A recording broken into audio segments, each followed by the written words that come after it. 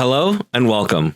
If you're new here, my name is Joohong and I'm with Reality Switch Coaching. And for the last 30 years, I forfeited my values, my life, my identity, my authenticity to what I thought that society really wanted me to be. In the last few years, I finally broke free of my own shackles after I became a master practitioner in NLP, and I can say with 100% certainty, I have been found.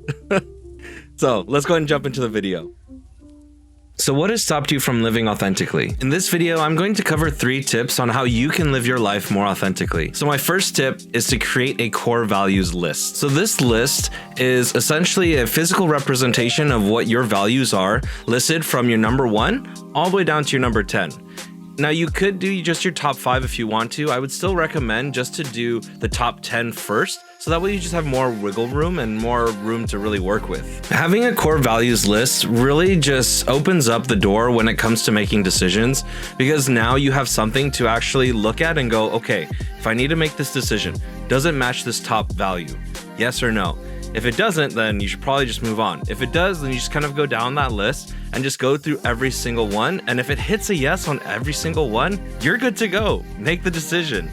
If maybe there's some like at the bottom where it's like, it doesn't really meet this, I'm not sure, then, I mean, it's really up to you how you want to do that. Just know that now you have some sort of basis to go off of when you're making decisions because you've created this core values list. So my next tip is to get basic alignment with yourself. When I talk about being in alignment, I mean that you're giving your mind the proper words in order for your mind to give you those wonderful, resourceful thoughts that is going to actually take you to your goals and outcomes. Since you're just getting started, for now, just focus on using positive, specific phrases. For example, if you want to be healthier, instead of saying something like, well, I don't want to be unhealthy, then you would say something like, I want to be healthy by eating 5 vegetables every meal. Once you get into better alignment with yourself, you're going to actually have more resourceful thoughts and instincts that really feel natural to you.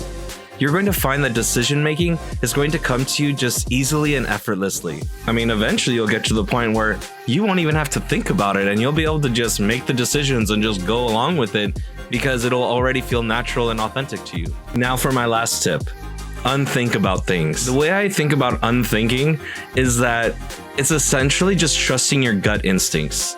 You don't want to spend too much time thinking about something, because the more you think about something, the more likely you're going to start burying your authentic self and doing whatever you feel like everyone else who's maybe watching you or around you, how they're going to judge your decision. Just trust your instincts, trust your gut, unthink. One thing I want to make sure that I clarify is that while sometimes these things might seem impulsive, you're still doing things intentionally. So you want to make sure that when you're making these decisions, you're still doing it in not a haphazard way, and instead you're actually thinking, okay, this is what I want. This decision is going to get me there. And it's just going to be so easy for you to just make that decision because of how it ranks with your values. And also, now that you're in alignment with yourself, it'll be just like that. Your intuition is really just that feeling that you get when someone might ask you something, or you might need to make a decision, and you go, that first thing that you felt inside you, and you were like, oh yeah, this is what I want to do. That's your gut instinct. You need to trust it. You might have also heard that term, let your conscience be your guide.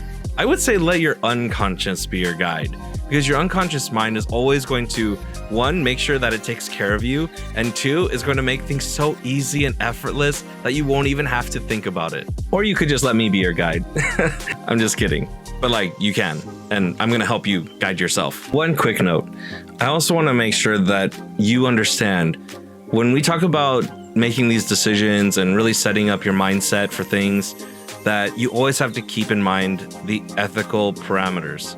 You want to make sure that 1, that this is safe for you, 2, that it's safe for everyone around you, and 3, that it's safe for the entire world.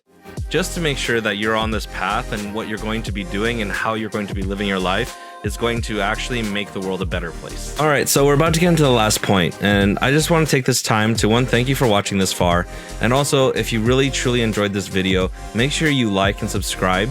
Also in the comments below, put in your general thoughts. What do you think about the video and any future topics that you might want to hear about as well? Cool. All right, let's get back into it. Your intuition or unconscious mind It's a part of you.